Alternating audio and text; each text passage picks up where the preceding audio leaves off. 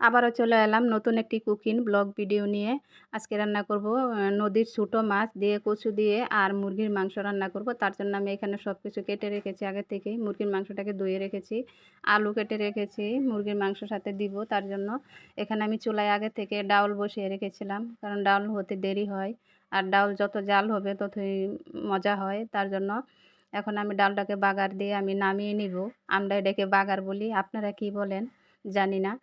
এখন আমি চুলায় একটা প্যান বসিয়ে আমি এখন মুরগির মাংস রান্না করব। তার জন্য আমি দিয়ে দিলাম গোটা মশলা, কয়েকটা দারুচিনি আর 3-4টা দিয়ে দিলাম এলাচ আর 2-3টা দিয়ে দিলাম লং আর দিয়ে একটু ভেজে কিছুক্ষণ, আর দিয়ে দিলাম গোটা জিরা দিয়ে একটু কিছুক্ষণ ভেজে তারপরে দিয়ে দিলাম পেঁয়াজ কুচি, কাঁচামরিচ কুচি দিয়ে একটু ভেজে তারপরে দিয়ে দেবো আমি রসুন বাটা। রসুন বাটাটাকে আমি একটু ভেজে নিব। তারপরে দিয়ে দেবো আমি আদা বাটা।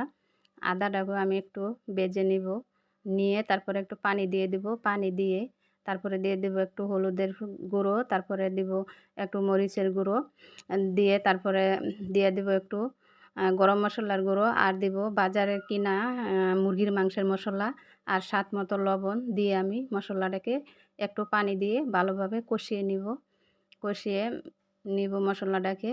এখন আমার মশলা কষানি হয়ে গেছে। এখন আমি আলু রেখেছিলাম কেটে, ওইগুলো দিয়ে দিলাম।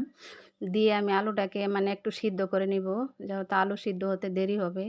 আর তারপরে আলু আলু একটু সিদ্ধ হয়ে গেলে তারপরে দিয়ে দেব মুরগির মাংসটা, দিয়ে আমি ভালোভাবে কষিয়ে নিব। মাংস যত কষানি হবে ততই তরকারিটা তত মজা হবে। তার জন্য মাংসটাকে ভালোভাবে কষিয়ে নিতে হবে। দেখেন, ভালোভাবে কষিয়ে নিতে হবে মাংসটাকে। কষিয়ে তারপর আমি এখানে পরিমাণ মতো গরম পানি দিয়ে দিলাম। দিয়ে আমি একটু লাড়াচাড়া করে তারপরে আমি ডেকে দিব। ডেকে দিয়ে একটু অপেক্ষা করব। তারপরে আমি উপর দিয়ে একটু ভাজা জিরার গুঁড়ো দিয়ে দিব। এটা আমি আগে থেকে ভেজে গুঁড়ো করে রেখেছিলাম, ওটা দিয়ে দিব এখন। দিয়ে আমি আর কিছুক্ষণ জাল করে তারপরে মাংসটাকে নামিয়ে নিব। এখন আমি চুলায় একটা প্যান বসিয়ে আমি মাছগুলোকে ভেজে নিচ্ছি এখানে। এখন আমি কিছু মাছ আমি উঠিয়ে রাখবো ভুনা করার জন্য টমেটো দিয়ে। এখন আমি আর কিছু মাছ আমি এভাবে উল্টে পাল্টে ভালোভাবে ভেজে নিচ্ছি। এগুলো দিয়ে আমি তরকারি রান্না করব। এখন আমি সবগুলি মাছ উঠিয়ে নিচ্ছি একটা বাটিতে। উঠিয়ে নিয়ে তারপর আমি এখানে পেঁয়াজ কুচি, কাঁচামরিচ কুচি দিয়ে দেব। দিয়ে আমি একটু ভেজে নিব পেঁয়াজটাকে। ভেজে নিয়ে তারপর দিয়ে দেবো এখানে রসুন বাটা 1 চামচ। রসুন বাটা দিয়ে আমি আবার ভেজে নিব কিছুক্ষণ। ভেজে নিয়ে তারপরে আমি দিয়ে দেবো একটু পানি, যাতে পুড়ে না যায় মশলাটা। এখন আমি দিয়ে দিব হলুদের গুঁড়ো, মরিচের গুঁড়ো, তারপরে দিয়ে দেবো স্বাদ মতো লবণ। দিয়ে আমি ভালোভাবে কষিয়ে নিব মশলাটাকে। কষিয়ে নিব ভালোভাবে। কষিয়ে নিয়ে এখন আমি আগে থেকে কেটে রাখা কচুগুলি দিয়ে দেব। দিয়ে ভালোভাবে এগুলোকে কষিয়ে নিব।